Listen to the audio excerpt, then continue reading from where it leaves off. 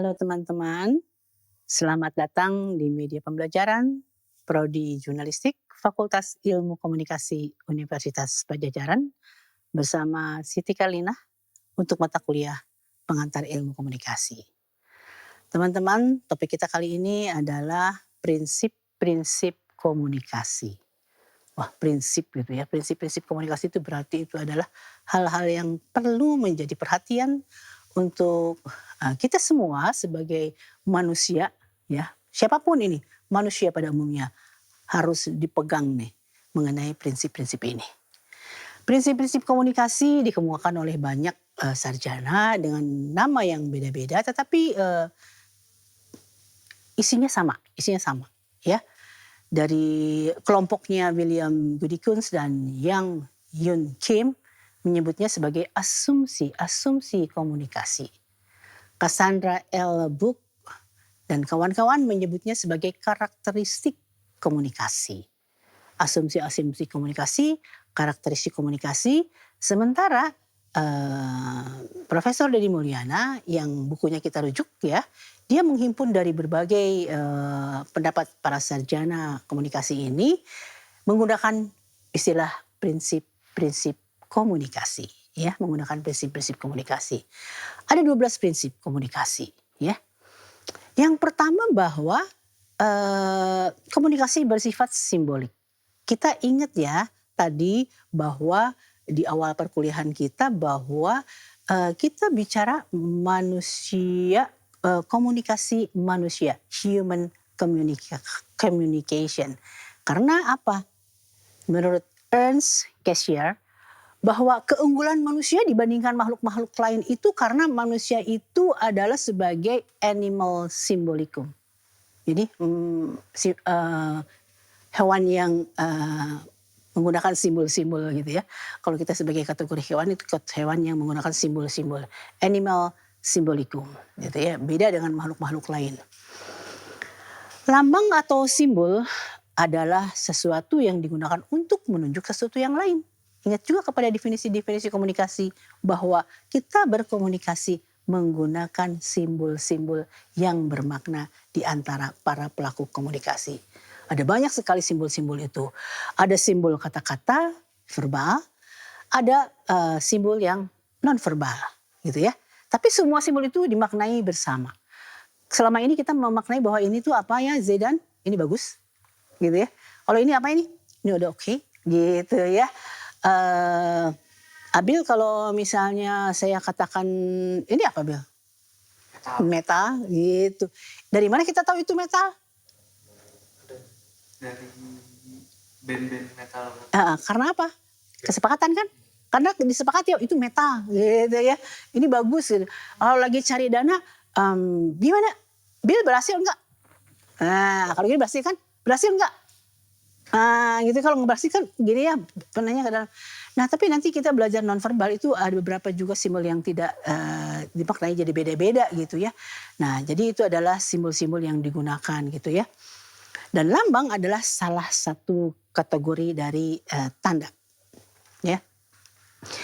Hubungan antara tanda dengan objek dapat dipresentasikan oleh icon dan indeks. Kita mengenal ada icons, lambang itu ada icons dan indeks. Nah kalau icon dan indeks itu tidak memerlukan kesepakatan. Kalau tadi kan harus sepakat ya, ini adalah bagus, nggak berhasil, metal gitu ya. Tapi kalau icon sama indeks itu tidak memerlukan kesempatan. Contohnya bagaimana coba kita lihat ya. Icon sama indeks gitu ya. Nah indeks ini adalah tanda yang secara alamiah merepresentasikan objek lainnya. Atau disebut juga sebagai sinyal. Yang dalam sehari-hari disebut simptom. Contohnya gimana? Kalau mendung itu mau hujan kan indeks mau hujan sepakat nggak? Benar nggak? Nggak usah disepakati itu mah. Dan itu mah memang biasanya kalau mendung itu pasti mau hujan deh, gitu ya. Kalau ada asap itu ada api nggak? Ya, nah itu namanya indeks gitu ya, namanya indeks gitu. Kalau ikonnya Jakarta apa? Monas gitu. Ikonnya Paris? Eiffel. Ikonnya Inggris? London? Big Ben. Nah gitu kan ya, Big Ben gitu ya. Sekarang kita lihat ada 3 sifat lambang. Lambang itu bersifat sembarang, mana suka dan sewenang-wenang. Jadi apa saja bisa dijadikan lambang, bergantung pada kesepakatan bersama. Kata-kata, lisan, tulisan, isyarat anggota tubuh kayak tadi saya sebutkan itu ya. Nah itu bisa sebagai sebuah lambang ya. Dan selanjutnya kita lihat misalkan ya tadi selain lambang bersifat sembarang, eh, dan lambang itu hadir di mana-mana gitu. Ukuran baju misalkan dilambangkan kalau kecil itu ukurannya S. Kalau sedang M. Kalau besar ya. Kalau diplesetkan di orang Sunda mah ST sereg. Ya, sereg itu sempit ya. Orang Sunda bukan, ambil. Sami jadian lu. ST sereg, MT meujeuna, LT logor gitu kan ya bisa kan. Nah itu lambang gitu ya di mana-mana ada dia lambang gitu ya. PDIP lambangnya banteng, moncong, putih gitu kan banyak-banyak lagi ya. Nah kemudian lambang itu sesungguhnya nggak ada maknanya, cuman kita aja yang memaknai ya. Contohnya misalnya nih angka 17 bulan 8 tahun 45 dibikin di dalam burung Garuda yang diyakini bahwa ekornya berjumlah 8, sayapnya berjumlah berapa? 45. Kalau ininya yang di dadanya. Nah gitu ya. Itu mah kita yang memaknai. Kalau buat orang lain mah, orang negara-negara lain mah enggak tuh. Kita aja yang memaknainya gitu. Atau misalkan dengan gayanya nih ada seorang host di acara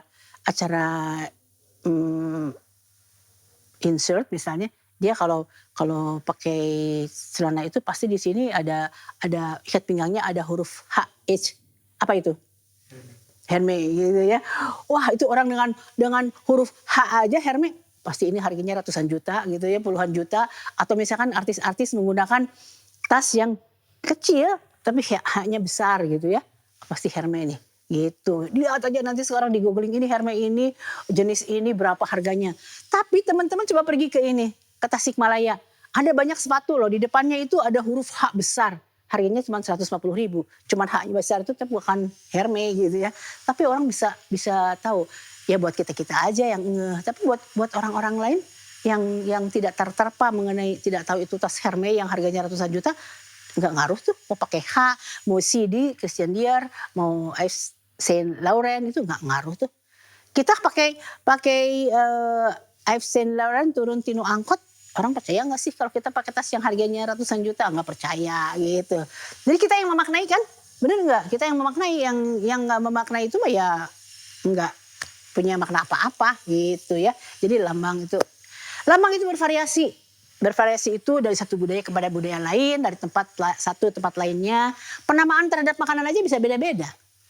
Kita kan mengenal yang namanya pastel kan. Raus kan pastel tuh enak gitu ya, pastel. Kita pergi ke Makassar namanya bukan pastel. Apa coba? Pernah ke Makassar? Belum. Abil sama Zidan belum pernah. Pastel itu di Makassar namanya jalang kote. Jalang kote jauh kan? Jalang itu seperti apa gitu. Jadi saya pergi ke Makassar, sepanjang jalan ketika saya mau pergi ke Bantimurung tuh dijual jalang kote masih hangat.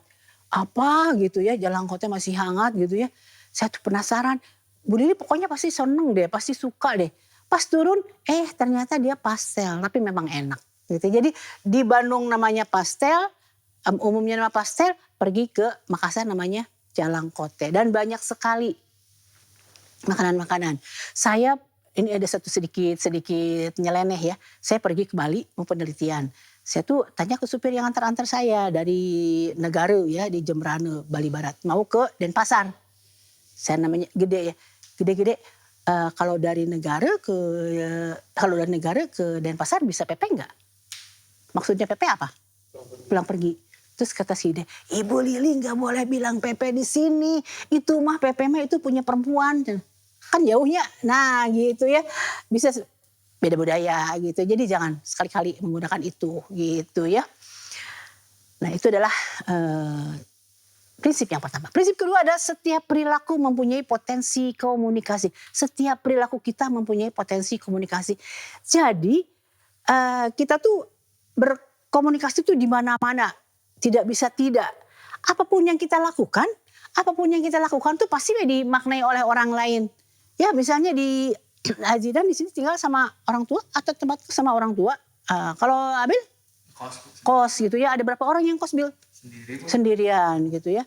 Tapi sebelah-sebelahnya ada kan? Nah gitu. Udah gitu suatu hari Abil pulang kuliah langsung aja masuk kamar. Temannya bilang, ngapain dia si Abil ya? Biasanya dia kalau ketemu ngobrol kita, kayaknya dia ada masalah deh. Kayaknya dia mungkin baru diputus pacar ya. Kayaknya wah gitu ya. Gitu. Bisa boleh nggak begitu orang? Ya jadi kalaupun kita berbuat apa saja itu orang pasti menyangkanya kita memberikan pesan. Jadi di sini ada kata kuncinya, we cannot not communicate. Kita tidak pernah tidak pasti berkomunikasi. Padahal kita mah nggak ngajak komunikasi, tapi perilaku kita dimaknai komunikasi seolah-olah kita menyampaikan pesan. Nah ini adalah setiap perilaku mempunyai potensi komunikasi. Sekarang prinsip yang ketiga, komunikasi punya dimensi isi dan dimensi hubungan. Komunikasi itu, dimensi isi ini disandi ini dengan secara verbal, dikemas dengan verbal, dan dimensi hubungan itu disandi dengan secara non verbal. Ya, dimensi isi menunjukkan isi komunikasi, sementara itu apa yang dikatakan, sementara dimensi hubungan itu menunjukkan bagaimana cara mengemukakannya gitu, bagaimana cara mengemukakannya ya. Jadi kalau misalnya lagi-lagi Abil sama Zidan itu belajar bersama. Abil itu berkunjung ke rumah Zidan ya, Karena malam-malam karena ini sama-sama orang Sunda, kan bisa aja. Bil atau Zing mana geus dahar teu. Kata-kata itu kan orang Sunda Zing gitu ya. Wah, itu sesuatu yang secara isi itu enggak ini ya. Tetapi cara mengungkapkannya itu akrab kan? Nah, itulah dimensi hubungan. Nggak peduli kan isinya seperti apa, tapi itu itulah dimensi hubungan. Akrab gitu. Akrab sekali. Tapi kalau misalnya kita baca surat kabar, berita TV, itu pasti harus disusun dengan bagus. Itu adalah dimensi isi gitu ya. Jadi dimensi hubungan mah bagaimana cara kita mengungkapkannya gitu. Jadi dalam komunikasi ada dimensi isi dan dimensi hubungan gitu ya. Kalau misalnya yang ada contoh-contoh lain lah ya, nanti itu salah satu contoh ini mah kalau di antara teman-teman cowok nih, kalau komunikasinya kan seperti itu ya, menggunakan istilah-istilah seperti itu. Kemudian komunikasi berlangsung dalam berbagai tingkat kesengajaan. Intinya adalah apapun yang kita lakukan maka tidak dapat melarang orang lain menafsirkan atau memberi makna perilaku kita. Tadi ya, orang lain harus menafsirkan apa yang kita lakukan, gitu ya. Berlangsung dalam berbagai tingkat kesengajaan. Di sini juga ada contohnya, misalnya kita tuh kalau berkomunikasi itu tidak sengaja diniatkan gitu ya, tidak sengaja diniatkan kalau kita sedang memberikan sambutan di depan, kemudian kita tuh sambil masuk saku bicaranya gitu ya. Ih, orang kok belagu amat sih. Padahal kita mah gak sengaja gitu. Gak sengaja mau kayak belagu. Cuman ini mah refleks aja tangan saya mau gimana. Kok belagu amat sih? Kok sampai masuk saku dua-duanya gitu. Kayak nganggap enteng kita gitu. Padahal itu mah gak sengaja gitu ya.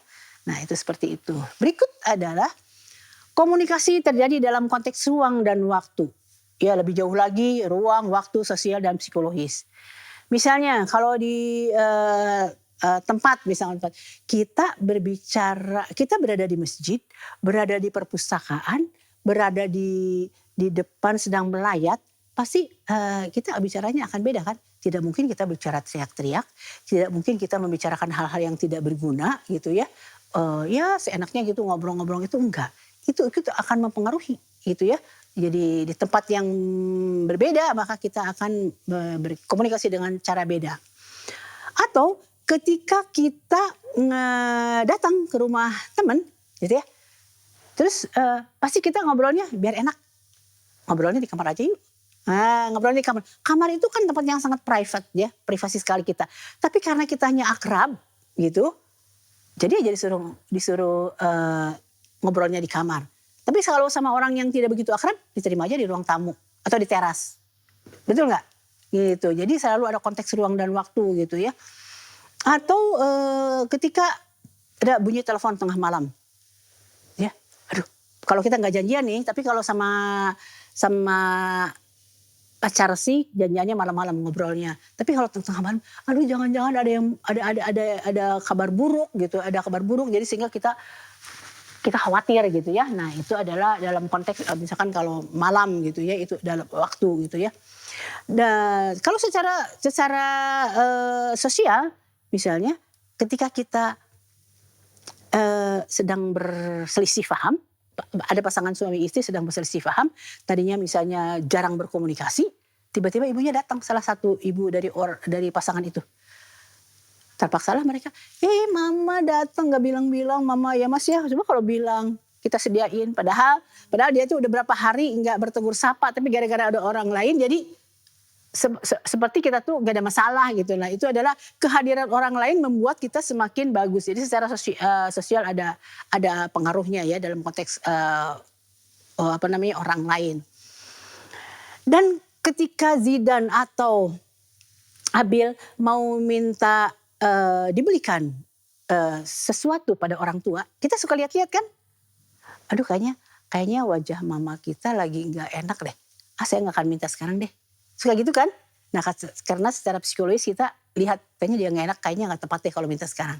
Nah kan begitu kan kalau komunikasi itu. Jadi sangat mempengaruhi ya dimensi psikologis ya.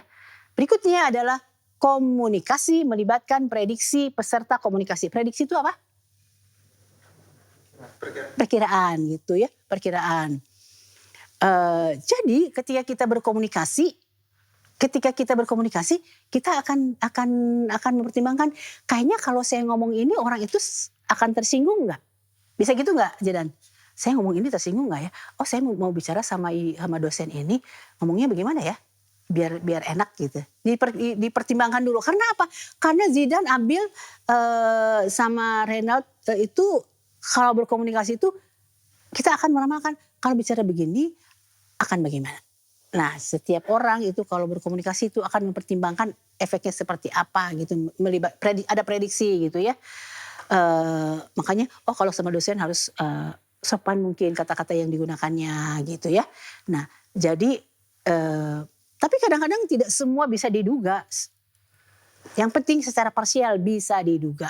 Atau misalnya Zidane terlambat masuk, aduh alasan apa ya yang dikemukakan ya. Atau kita tidak akan bisa hadir. Kemarin saya tidak hadirnya karena mengantar orang tua. Sekarang tidak hadir karena apa ya? Gitu. Tapi seringkali juga apa yang kita prediksikan itu meleset gitu ya. Berikut komunikasi bersifat sistemik. Nah sistemik itu gimana nih? Nah di dalam komunikasi ada dua sistem yang beroperasi. Sistem internal dan sistem eksternal. Sistem internal itu gimana? Jadi sistem internal itu adalah sebuah sistem nilai yang dibawa oleh individu ketika berpartisipasi dalam komunikasi yang ia serap selama sosialisasinya. Jadi ketika seseorang lahir, dia disekolahkan di mana, gaul dengan siapa aja, bacaannya apa saja, disekolahkan di mana, orang tuanya mendidik bagaimana, itu akan menjadi membentuk frame of reference-nya seseorang. Frame of reference-nya seseorang itu apa? Ada cara berpikirnya, ada attitude-nya gitu. Jadi kalau seseorang misalnya dididik oleh orang tuanya dengan sangat tertib, dia selalu berterima kasih gitu ya. Ya selalu berterima kasih. Nak kalau dikasih sesuatu harus bilang apa ya? Terima kasih ya gitu. Jadi kalau udah besar dia terbentuk kan gitu. Kemudian kalau sama orang tuanya dididik untuk tough, untuk kuat gitu dalam menerima cobaan, dia juga akan kuat. Jadi kalau misalkan dua orang yang dididiknya dengan keras, dengan tough, dengan kuat, ada dengan yang anak mami gitu ya. Dapat diputuskan pacar, kalau yang agak kuat, emangnya cowok cuma dia aja. Kalau yang cowok, emangnya cewek cuma dia aja. Cuek aja, kita mah terusnya belajar. Tapi ada juga orang yang diputus pacar, mengurung di dalam kamar. sampai nggak mau ngomong sama orang lain. Saya tonton juga di TV, ada orang yang diputuskan oleh pacar, dia ngerusak barang-barang, melempar-lemparkan genting-genting rumahnya, sampai ada yang gantung diri kan. Wah itu mah berarti bagaimana dia sistem internalnya tidak dibentuk dengan baik gitu ya. Sistem internalnya tidak dibangun dengan baik. Sistem eksternal adalah sesuatu yang dari luar yang menerpa dirinya ya. Berikutnya adalah semakin mirip latar belakang sosial budaya para pelaku komunikasi, maka semakin efektif komunikasi. Ya, kan tadi ingat komunikasi itu adalah untuk pemahaman bersama kan, gitu pemahaman bersama gitu. Maka ketika banyak kesamaan maka akan efektif. Makanya orang Sunda jeung orang Sunda, orang Jawa jeung orang Jawa nyambungnya banyak gitu kan. Nyambungnya banyak dari kesukuannya. Tapi tidak harus selalu sukunya sama. Ketika ada kesamaan di dalam hobi itu. Di dalam hobinya apa? Hobinya main basket, hobinya olahraga, hobinya nonton film drama, hobinya nonton film action, itu bisa juga. Meskipun latar belakang budayanya berbeda gitu. Yang penting adalah cari kesamaan. Semakin banyak kesamaan itu maka akan semakin efektiflah komunikasi gitu ya. 9 sekarang.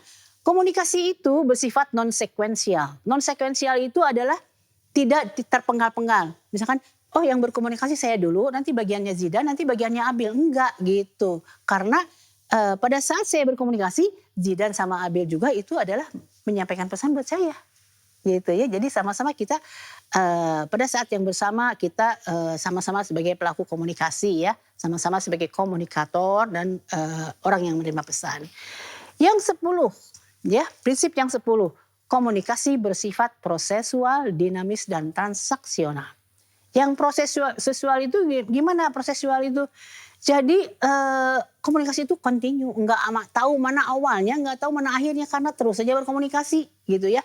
Kalau yang dinamis itu adalah multi makna, maknanya itu nggak pernah tunggal. Bagaimana komunikasi bersifat transaksional? Karena para pelaku komunikasi itu saling mempengaruhi dan sekecil apapun itu akan terpengaruh. Ya, komunikasinya secara verbal maupun non-verbal. Sekarang prinsip 11. Komunikasi bersifat irreversible. Irreversible itu sesuatu yang sudah kita sampaikan, gak mungkin kita tarik lagi. Ya, kalau kita sudah bicara begini, maka gak jadi deh, gak ada pesan saya, hapus aja ya, delete aja. Sekarang suka gitu ya, kalau di WA. Tadi pesan saya itu delete aja ya, anggap aja gak ada. Itu nggak bisa. Ngomong boleh nggak ada. Ya, misalkan saya disakiti oleh orang lain atau Zidan menyakiti temannya. Terus kata temannya, kamu tega ya. Terus temannya minta maaf. Oke deh, saya maafin. Tapi saya masih ingat loh. To forgive but not to forget. Kita bisa memaafkan, tapi saya nggak bisa lupa deh. Kamu telah menyakiti hati saya. Oke deh, saya maafin ya. Tapi saya masih teringat terus, nggak bisa lupa. To forgive but not to forget. Bisa dimaafkan tapi tidak bisa dilupakan. Gitu ya. Nah, sekarang yang terakhir, komunikasi bukan panacea. Komunikasi itu adalah bukan obat mujarab untuk seluruh permasalahan-permasalahan. Ya, jadi banyak hal-hal lain, tapi komunikasi bisa menjadi salah satu yang menyelesaikan permasalahan. Gitu ya. Dan begitulah 12 prinsip komunikasi, sampai bertemu di topik yang lainnya.